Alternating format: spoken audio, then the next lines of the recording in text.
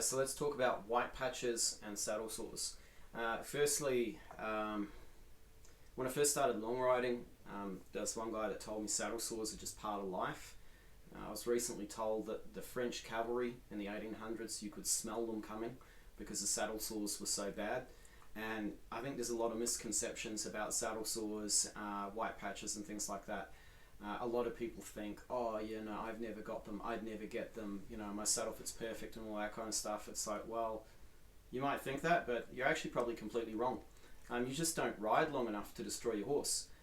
If you were to ride in probably 80 or 90% of English saddles for 7 hours a day at the walk without getting out of your saddle, I think you'd find by about the 10th day you'd have a horse with white patches of saddle sores.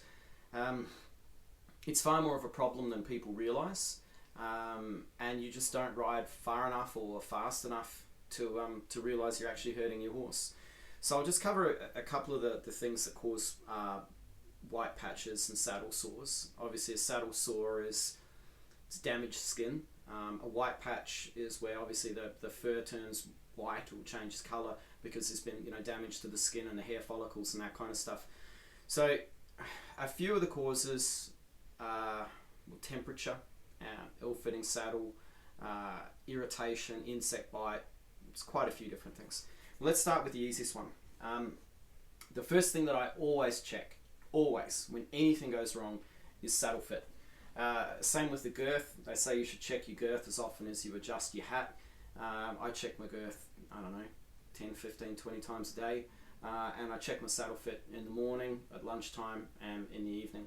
If your saddle doesn't fit, you're going to get uneven pressure. If you get uneven pressure, you're going to get extra temperature, you're going to get friction, you're going to get all kinds of issues. And that's going to wear out the horse's skin. Their skin is actually more sensitive than ours. They can feel a fly land on their ass and swish it off with their tail. So horses are very sensitive. So ways to check saddle fit. Firstly, I always check the saddle's not broken. A lot of older saddles can actually be twisted. You can have problems with the flocking. The flocking does move. If the saddle's been damaged, you get a twisted saddle. If you hang off the cantle or hang off the horn when you get on, eventually wood and metal and things like that, they're going to move. I use carbon because carbon never moves. It doesn't twist. You can check saddle fit by getting a saddle fitter out or by understanding the basics of saddle fit yourself. There's 9 points to saddle fit. There's some great videos by Saddle Fit for Life and by Joachim Schlazer. Just search them on YouTube. You can really assess saddle fit pretty easily on your own.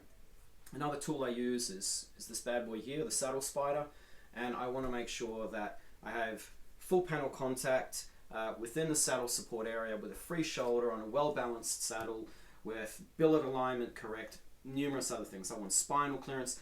All of these things you can check yourself. But if saddle fit is correct, you will still cause white patches. The reason you will still cause white patches is quite simple.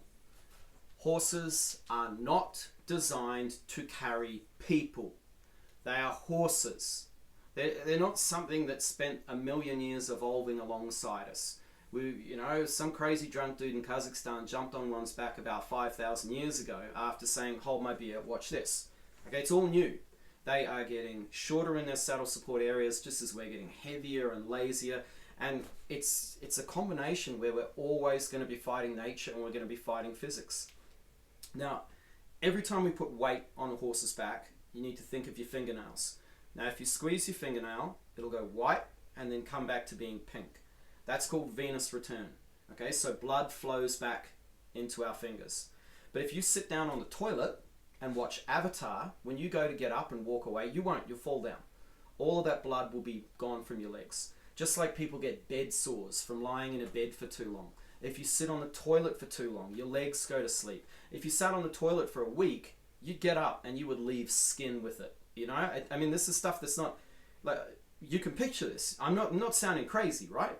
But we just seem to assume that we can chuck a saddle on the back of an animal that is not designed to carry people and go and ride across the world, and we're not going to have consequences for the horse. We are. We are because we are not allowing that blood to return to the skin. When we don't allow that to return to the skin, the hair follicles die, the skin dies, and you end up with saddle sores. So the simple act of sitting on a correctly fitted saddle on a horse is enough to stop that blood getting back to parts of the skin. So there's a few things that you can do with your behavior to reduce the risk of white patches and saddle sores. And the first is get off the bloody horse. Get off the horse and walk. Louisa and I have a rule that if we're going downhill, we're off the horse. That's it. We get off, we take all of that strain off the horse, and we give the saddle a bit of a wriggle. We adjust the girth if need be, and it really allows that blood to come back into the skin. The other thing we can do is dynamic movement. If you're, like, fully loaded, I'm 90 kilos. If I'm a 90 kilo lump sitting stationary on a horse's back for 3 hours of the walk, nothing's really circulating. But a bit of dynamic movement, a bit of trot, a bit of canter, all of that, it allows the saddle to move on the horse's back, and it allows that blood to come back and circulate through. So the worst thing that we can actually do is a long, slow, heavy ride.